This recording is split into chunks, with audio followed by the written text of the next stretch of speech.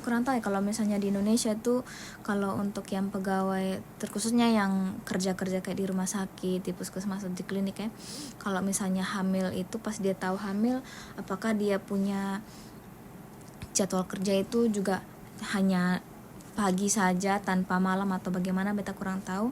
Tapi kalau misalnya di Jepang untuk ibu hamil itu tidak diwajibkan untuk kerja shift yang beta maksud pagi sini, maksudnya pagi yang pagi-pagi sekali dari jam 6 tuh shift yang pagi sekali, terus shift siang dan shift malam. Bahkan soalnya diperbolehkan karena kan pemerintah Jepang itu kan dia punya program untuk supaya masyarakatnya itu kan biar punya anak, karena dia punya penduduk kan semakin sedikit kan, jadi betul-betul dong jaga betul itu ibu hamil biar jangan kenapa-kenapa lah kayak gitu. Selain beta punya jadwal yang dirubah, beta punya beban kerja pun juga betul-betul langsung berubah total saat itu juga. Padahal itu tuh pas beta kasih tahu umumkan secara resmi pas beta hamil tuh pas baru kehamilan berapa ya? Oh ya, pas 8 minggu. Pas 8 minggu itu kan masih, ya kalau mau dibilang masih kecil lah, beta masih bisa, bukan lari-lari juga, maksudnya betul-betul kayak seperti orang biasa, kayak orang yang soalnya hamil begitu. Dan beta pun merasa ya beta soalnya ada kayak mual muntah atau apa gitu kan, masih awal-awal tuh belum ada tuh. Jadi saya masih bisa sih beta nih kerja seperti yang lain juga bisa gitu. Karena kan di tempat kerja itu kan kalau sebagai caregiver atau perawat lansia itu kan ketong kerjanya lebih banyak ke fisik kan, jadi angkat pasien, terus antar dia ke toilet, kasih dia makan, siapkan makan, terus pokoknya harus kesana kesini, jarang duduk lah pokoknya. Lebih ke terus jalan putar-putar, lari, angkat pasien. Ini kalau mau dibilang berat memang.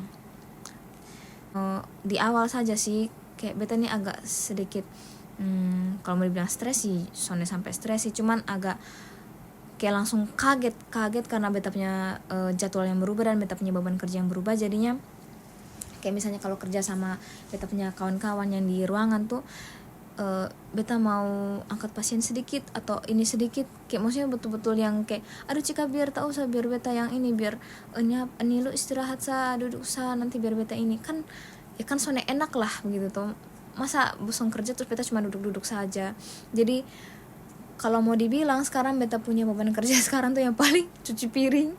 Maksudnya bukan cuci piring kayak pembantu, bukan, kan ketong kan di sana kan ada kasih makan pasien, terus habis kasih makan kan dicuci piringnya. Paling cuci piring atau kayak misalnya ganti per bed, ganti spray saja tuh, itu dong masih kayak sudah biar beta yang kerja, padahal beta ini masih bisa begitu. Maksudnya itu kan pekerjaan yang maksudnya sone yang terlalu berat tuh, tapi beta kayak sone terlalu dikasih begitu. Habis itu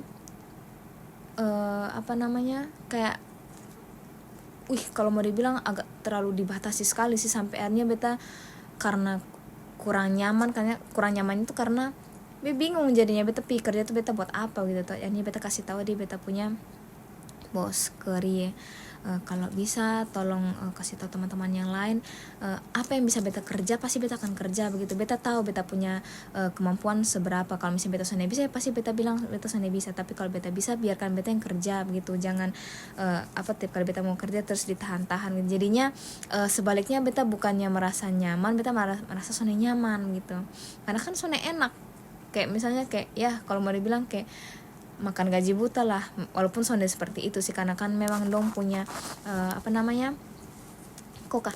kayak dong punya ya pemikiran sendiri tentang untuk ibu hamil betul kayak begitu.